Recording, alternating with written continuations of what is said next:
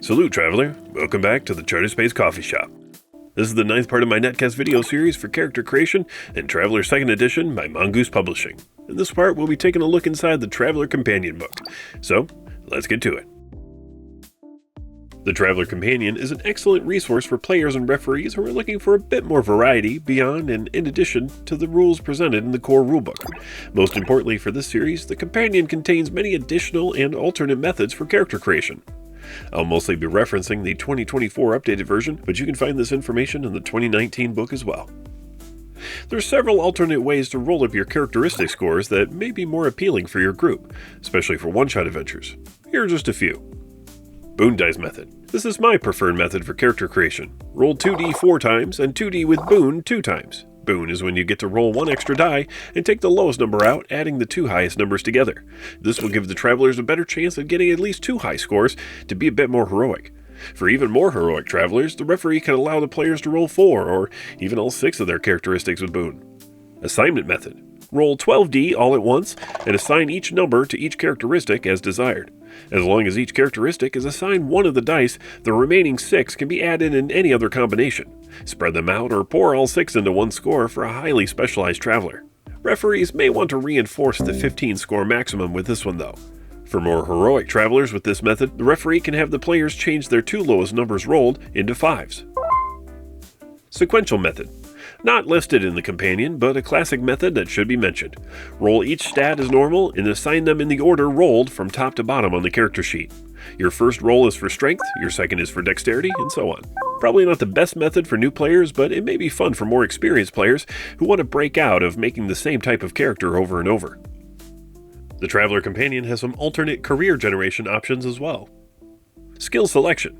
During a career term, instead of rolling on a specific skills and training table, the players can pick whatever skills they want on any of the tables that are available to their traveler. This rule works especially well for most one-shot adventures. Solo Generation. Create your traveler like normal, but the referee gives the player a list of NPCs, organizations, and locations in the game that the player can use for their connections rule. Also gain 1 free skill of your choice at level 1 instead of picking on the skill package list. This is also the method for a player to roll up a new traveler after one has died. Iron Man. This is the famous rule from Classic Traveler. Survival rolls are now literally rolled for survival, as in, failure to survive means your traveler is dead, and he must begin character creation all over again. Don't be discouraged about starting over, but instead include this character in the history of your group. Maybe they were a close friend to your new traveler, and the new traveler feels like there's a pressure that they need to fill the shoes of their friend in this new group dynamic. The Traveler Companion has rules for package-based and point-buy systems, both too long to describe here, but you can find them on pages 15 and 22 respectively. For those who want to flesh out their allies, contacts, rivals, and enemies more, the companion book has a section on page 25 with expanded rules to give these relationships more mechanical significance in the game. This additional system assists in giving more nuance to NPCs and can lead to more avenues of inspiration for including them into your traveler's adventures. Plus, anytime we get to roll on a D66 table is a good time in my book. There's also a handful of new pre-career options and a pair of new careers starting on page 32. Even more interesting are the additional characteristic scores, like luck, morale, and sanity, starting on page 4. Morale is great for military or mercenary adventures, sanity is excellent for horror, and luck is a versatile score that I honestly can't play without anymore. A luck roll can fill in for those events that are out of a traveler's hands, something that depends more on fate than on skill.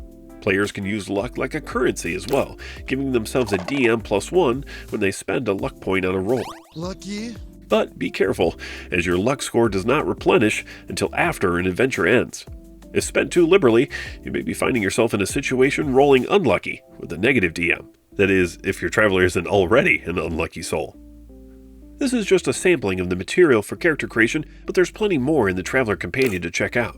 This book is not essential to play the game of Traveler, but is more geared toward those who are already comfortable with the rules and want to focus more specifically on certain aspects of the game for certain types of adventures. There are expanded rules for skills, combat, and starships, as well as additional rules for things like diseases, atmospheric conditions, starvation, and extreme environments that are not found in the CRB. A referee shouldn't feel like they need to implement everything in this book into their game. Pick only a few rules at a time to try out, otherwise you're only going to get bogged down during gameplay. In the end, it's more important that everyone's having fun. This is Rex with the Try to Space Coffee Shop. If you liked the video, do me a solid and hit any and all of those beautiful buttons down below. If you'd like to support the channel, head on over to the Nuclear Sunrise page on Ko-fi.com and buy my Terran producer, a cup of joe. Godspeed, traveler, and I'll see you in the next one.